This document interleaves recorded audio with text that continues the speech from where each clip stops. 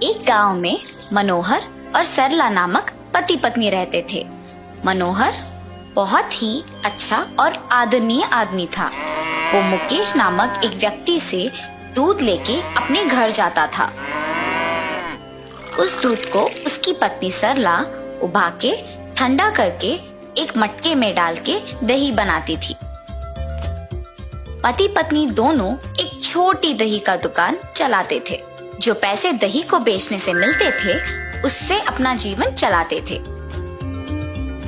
ऐसे ही थोड़े दिनों बाद उनका दही का व्यापार अच्छा चलने लगा और बहुत लोग उनसे दही खरीदने लगे। उसके पास दही बहुत जल्दी खत्म हो जाने के कारण बाकी लोग खाली हाथ वापस घर चले जाते थे। अगर मैं मुकेश से ज्यादा दूध लूंगा तो किसी को हमारे दुकान से खाली हाथ जाने की कोई जरूरत नहीं होगा। मुकेश, मुझे ज्यादा दूध की जरूरत है, तुम्हें आज से ज्यादा दूध देना होगा। जरूर मनोहर, उसमें क्या है। ऐसे मनोहर को जितना जरूरत था उतना दूध लेके वो घर वापस चला जाता था। मनोहर का व्यापार अच्छा चल रहा होगा, इसीलिए वो ज्यादा दूध लेके गया। मेरे दूध का व्यापार में कोई तरक्की नहीं हुआ। मुझसे सबसे ज्यादा दूध तो मनोहर ही लेता है, इसीलिए अगर मैं दूध में पानी मिलाऊंगा तो उसे कोई शक नहीं होगा। जैसे उसने सोचा वैसे ही अगले दिन वो मनोहर को देने वाला दूध में पानी मिला के देता है और सरला हर रोज की तरह उस दूध को दही बनाती है। अगले दिन जब मनोहर ने उस दही को देखा तो वो दही टूटा हुआ बना था और अगले दिन भी वही हुआ था। सरला, आज भी दही वैसे का ही बना है। इस बात के बारे में हमें कुछ करना होगा, वरना व्यापार को आगे नहीं ले जा सकेंगे। हाँ जी, पर अगर दूसरा दूध वाला भी ऐसे ही नहीं करेगा, इसका क्या भरोसा। अगर हम ही गाय को लेके एक भरोसेमंद आदमी को उनका देखभाल करने के लिए रख देते तो हमें दूध के बारे में सोचने की भी जरूरत नहीं पड़ेगा ना। सही सोच है सरला, बिल्कुल करेंगे। मैं कह देता हूँ उसे कि हमें अब दूध नहीं चाहिए। और उनके योजना के अनुसार वो दोनों गाय को लेकर एक भरोसेमंद आदमी को उनकी देखभाल के लिए रखते हैं। और मनोहर ये बात मुकेश को कहने के लिए निकल पड़ता है। मुकेश, मुकेश! अरे मनोहर, इस वक्त पे क्यों आए हो? कुछ नहीं, बस इतना कहने के लिए कि आज से आपको हमें दूध बेचने की कोई जरूरत नहीं है। ऐसा क्यों? क्यों नहीं चाहिए दूध तुमको अब से? क्योंकि अब हमारे पास गाय है और उनके लिए एक रखवाला भी है। ऐसे कहकर मुकेश वहां से चला जाता है। अच्छे गुणवत्ता वाली दूध से दही बनाने के कारण बहुत लोग मनोहर के दुकान से खरीदते थे और इसकी वजह से उनका व्यापार भी अच्छा चलता है और वो दोनों सुख संपत्ति से जीते हैं। हर रोज की तरह जब मुकेश दूध देने बाहर निकलता है तो वो मनोहर के दुकान में दही के लिए लगी भीड़ देखता है। इस गांव में मनोहर का व्यापार बहुत अच्छा चल रहा है, इसीलिए मेरे पास दूध बंद करके उसको अब खुद गाय को खरीदने का साक्षाम है। उसका दुकान को ही बंद करवा दूंगा। ऐसे सोचकर वो अपने घर की फंक्शन में भजन के लिए बहुत लोगों को बुलाता है और दही के लिए मनोहर के दुकान को जाता है। मनोहर, मुझे एक मटका भर दही चाहिए। उतना दही क्यों मुकेश? मेरे घर में आज भजन है तो सबके लिए भोजन भी है। ऐसे कहकर वो दही लेके जाता है। घर जाते ही मनोहर के दिए हुए मटके का दही को दूसरी बर्तन में खाली करके मुकेश के दूध मिश्रण से बनाए हुए दही को उस मटके में डालता है। उसी दही को भोजन में सबको परोसता है। वो खाने के कुछ ही समय में सबको पेट दर्द करना शुरू हो जाता है और उसी समय पे गांव के जमींदार भी वहां आते हैं। सबको दर्द से तड़पते देख पूछते हैं, क्यों तुम सब ऐसे तड़प रहे हो? क्या हुआ? जब से यहाँ का दही खाया है तब से ऐसे ही तड़प रहे हैं। मुकेश, दही में क्या मिलाया तुमने? वो खा के ऐसे क्यों तड़प रहे हैं सब? प्रभु, मुझे कुछ नहीं पता, ये दही मैं मनोहर से खरीद लाया। सैनिकों, तुरंत मनोहर को मेरे पास लाओ। जमींदार की आज्ञा के अनुसार सैनिक मनोहर को उनके पास लेके आते हैं। मनोहर के साथ साथ उसकी पत्नी भी उसके पीछे जमींदार के पास आ पहुंचती है। क्या तुमने मुकेश को ये दही बेचा? जी प्रभु। तुम्हारे बेचे हुए दही के वजह से यहाँ सब दर्द के मारे तड़प रहे हैं। तुमने इसमें क्या मिलाया? मैंने आज बहुत लोगों को यही दही बेचा है, उनको कुछ नहीं हुआ। मैंने दही में कुछ नहीं मिलाया प्रभु, मुझे पता नहीं ये कैसे हुआ। जमींदार मनोहर को बंदी घर में बंद करने की आज्ञा देते हैं और सैनिक उसे ले जाते हैं।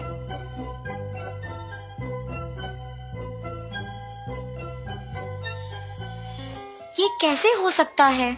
हमने तो कुछ नहीं किया। क्या इसमें मुकेश का हाथ है? ऐसे सोच ही रही थी कि उसके सामने से मुकेश अपने घर जा रहा होता है। अगर मैं मुकेश के पीछे चलूं तो शायद कुछ पता चलेगा और इस समस्या का हल मिलेगा। और वो मुकेश का पीछा करती है। मुकेश घर जाके अपनी पत्नी को मनोहर के साथ किया हुआ बताता है। सरला सच सुनकर वहां से जा रही होती है कि बगल में छुपा दही का मटका उसे दिखता है। अरे ये तो हमारे दुकान का दही है, इसने पूरा दही दूसरे मटके में डाल दिया। मुझे अभी ये बात जमींदार को बताना होगा। और ऐसे ही वो दही का मटका अपने साथ लेकर जमींदार को दिखाकर सब सच समझाती है।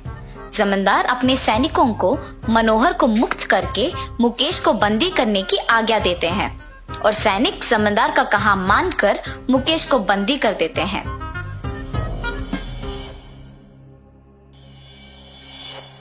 मनोहर का व्यापार मुझसे भी अच्छा चलने की ईर्ष्या से मैंने उसके दुकान को बंद करवाने का योजना बनाया और उसके बजाय खुद मेरा दूध का व्यापार खो के यहाँ बंदी हो गया।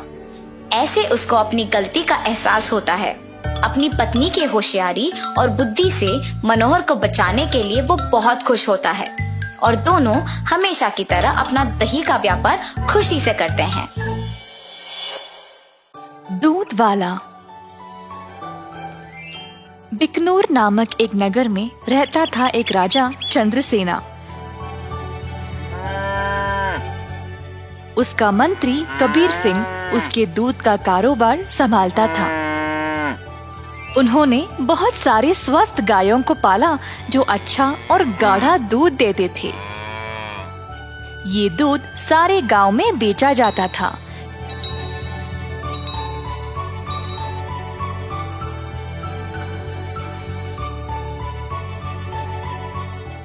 कबीर सिंह खुद सब कुछ संभालता था।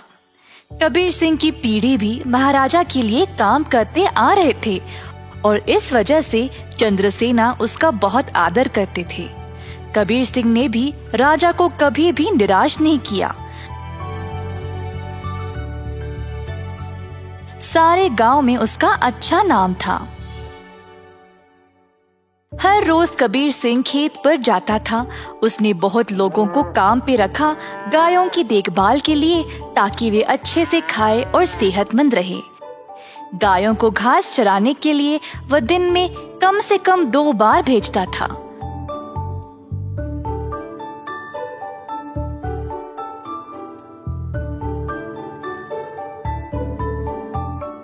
वह हमेशा ध्यान रखता था कि दूध साफ सुथरा रहे।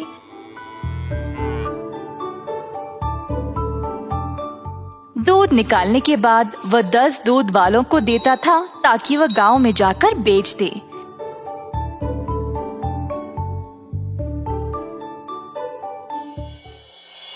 दूध वाले कबीर सिंह को पैसे देते थे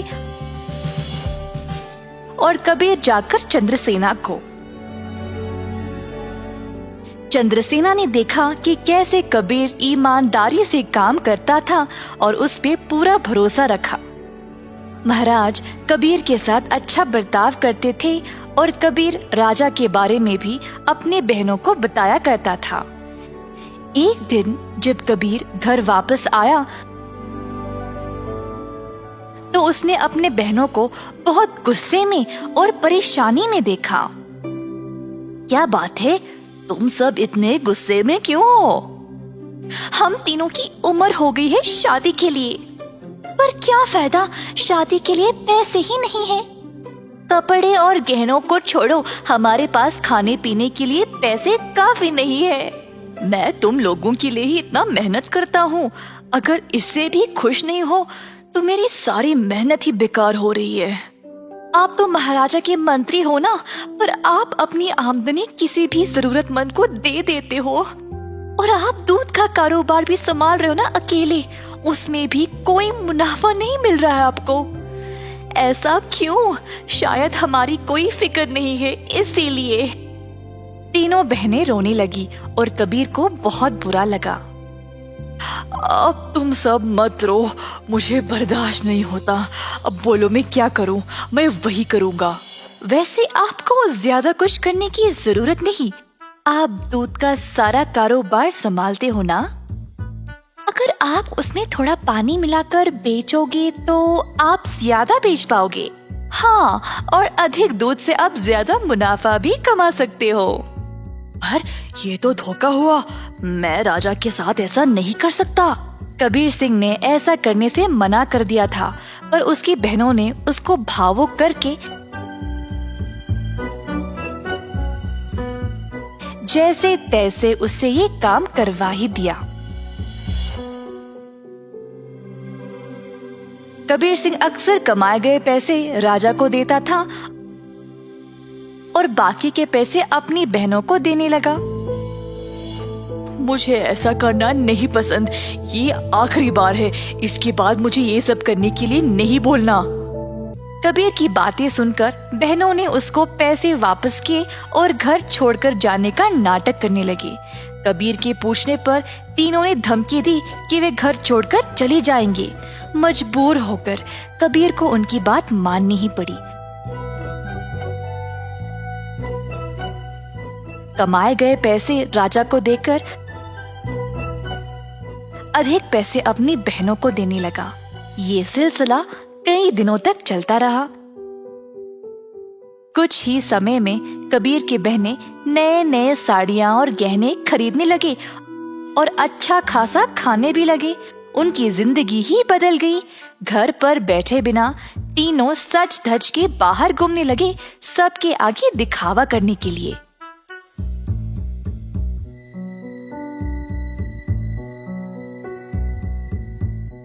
गांव के सारे लोग हैरान रह गए और आपस में बातें करने लगे।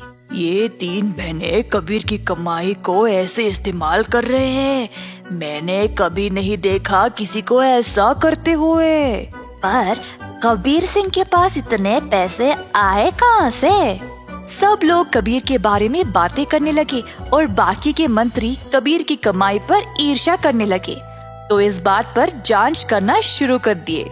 जल्द उनको सच पता चल गया कि वह दूध में पानी मिलाकर बेच रहा था। 70% राजा को देकर बाकी के 30% अपनी जेब में डाल रहा था। खेत के कारीगरों से मंत्रियों ने ये बात का पता लगाया। सारे मंत्री गए राजा के पास और उनको पूरा सच बता दिया। अब क्योंकि राजा को कबीर से बहुत लगाव था, उनको इस बात पर यकीन ही नहीं हुआ, पर उनके पास और कोई रास्ता नहीं था सिवाय कबीर को दंड देने का।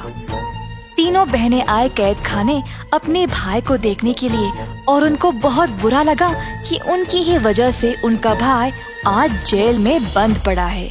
बहनों को अपनी गलती का एहसास हुआ और तीनों गए महाराजा के पास और उनको सब सच बताया कि असल में ये सब उन तीनों की ही गलती है और कबीर दोषी नहीं है। उन्होंने राजा से भीख मांगी कबीर को छोड़ने के लिए। जब राजा ने ये सब सुना तो उन्होंने तीनों बहनों को भी कबीर के साथ कैद खाने में ही डाल दिया और कहा, दंड केवल गलत करने वाले को ही नहीं, गलत सोचने वाले को और गलती में हिस्सा लेने वाले को भी मिलनी चाहिए। एक बार एक गांव में कृष्णा नामक व्यक्ति रहता था। हर रोज वह दूध से घी बनाया करता था और अपने गांव के बाजार में बेचता था। यही थी उसकी रोजी रोटी कमाने का जरिया। अपने शुद्ध और मजेदार घी के लिए कृष्णा बहुत मशहूर था। घी ले लो, शुद्ध देसी गाय का घी ले लो, घी ले लो, घी ले लो। एक दिन एक मिठाई वाला सुंदर ने कृष्णा को बुलाया और 1 किलो घी के लिए मांगा। कृष्णा गया उसके पास। कृष्णा भाई, मुझे 1 किलो घी चाहिए।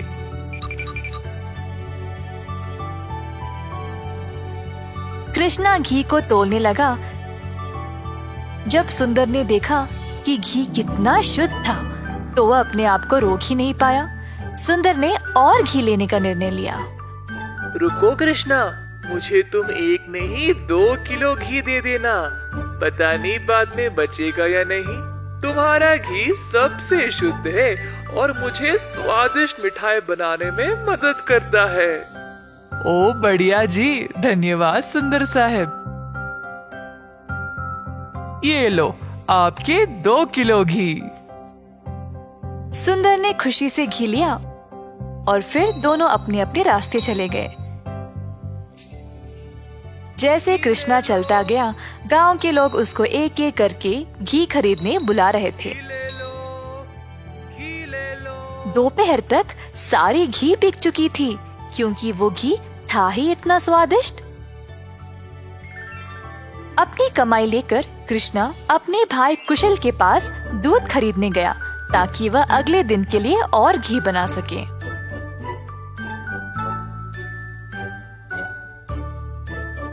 हर रोज कुशल देखता था कि उसका भाई बहुत घी बेचकर अच्छा पैसा कमा रहा था और उसका कारोबार दिन पे दिन और भी ज्यादा बढ़ने लगा।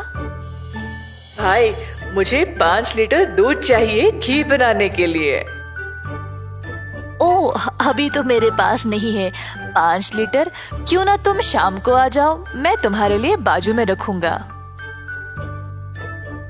कृष्णा के निकलने के बाद कुशल की पत्नी उसके लिए पानी लेके आई। देखा कमला, कृष्णा की तो किस्मत ही बदल रही है। दोपहर में ही इसने सारी घी बेच डाली और दूध के लिए वापस आया था। आप सारा दूध इनको ही दे देते हो ना, क्यों ना इस बार आप दूध में थोड़ा सा पानी मिला के दो, इस तरह हम भी ज्यादा पैसा कमा सकते हैं। कुशल ने अपनी पत्नी की बात मान ली और शाम को जब वह गाय से दूध निकालने गया, तो उसने दूध में पानी डालकर कृष्णा के लिए बाजू में रखा। अब कुशल रोज यही करने लगा। धीरे धीरे वह पानी की मात्रा और भी बढ़ाने लगा। अब कृष्णा इस बात से अनजान समझ नहीं पाया कि उसकी घी की शुद्धता दिन पे दिन कम क्यों होती जा रही। इस वजह से उसके बहुत सारे ग्राहक भी कम होते गए। अब कृष्णा दूध की गुणवत्ता को जांचना चाहता था, तो उसने दही जमाया। जब दही जमा तो उसने ऊपर इतना सारा पानी देखा। शायद गाय की सेहत ठीक नहीं है, इसीलिए अच्छा दूध नहीं दे रही होगी। मैं कुशल को ये बात बोलता हूँ। जब कृष्णा कुशल के घर गया, तो उसने अपने भाई और उसकी पत्नी को दूध में पानी मिलाते हुए देख लिया। अब उसको समझ आ गया कि उसकी घी की शुद्धता इतनी कम क्यों हो गई थी। ना जानते हुए कि वह क्या करे और बिना कुछ कहे कृष्णा वहाँ से निराश होकर चला गया। अब कृष्णा ने अपनी कमाई से 2 गाय खरीदे और खुद दूध निकालना शुरू किया। अब फिर से कृष्णा अच्छी वाली शुद्ध घी बनाने लगा। कृष्णा ने अपनी एक छोटी सी दुकान खोल ली, जहाँ पे वो शुद्ध देसी घी बेचने लगा। उसी समय सुंदर उसके पास आया और बोला, हाय कृष्णा, पिछले कुछ दिनों से घी कुछ ठीक नहीं है। मेरे मिठाइयों के लिए अच्छे ग्राहक थे, केवल आपकी शुद्ध घी की वजह से। उम्मीद है अब आप अच्छा घी बना रहे हो। मैं चाहता हूँ कि मेरे ग्राहक वापस आ जाए। आप ये 2 गाय देख रहे हो, ये मैंने ही लाए हैं अब खुद दूध निकालने। अब से मैं ही दूध निकाल रहा हूँ, तो आज से घी भी सबसे बढ़िया मिलेगी। जैसे दिन बीतते गए, अब कृष्णा से और लोग घी खरीदने लगे। कुछ ही दिनों में कृष्णा ने और गाय खरीदे। उसने कुछ नौकरों को अपनी दुकान पर काम पे भी लगाया, हाथ बटाने के लिए। अंततः कृष्णा काफी अमीर बन गया और ईमानदारी से अपना कारोबार चला रहा था। इसी दौरान कुशल, जिसने अपने ही भाई की प्रतिष्ठा को बर्बाद करने की कोशिश की, गांव में अपने मिलावटी दूध के लिए पकड़ा गया। अब कुशल दूध भी नहीं बेच पाया और जल्द नुकसान में पड़ गया। उसे समझ नहीं आया कि अब वह क्या करे। कुशल को अपनी गलती का एहसास हुआ और अपने भाई से माफी मांगने गया। उसने कृष्णा से भीख मांगी माफी के लिए और नौकरी के लिए, ताकि वह अपने कर्जों को चुका सके। दयालु कृष्णा ने तुरंत अपने भाई को क्षमा कर दिया और गायों और कामगार की देखरेख के लिए काम दे दिया। इस कहानी से हम ये सीखते हैं कि दिल से माफी मांगने वाले को माफ कर देना चाहिए और हमेशा एक अच्छी प्रतिष्ठा रखनी चाहिए।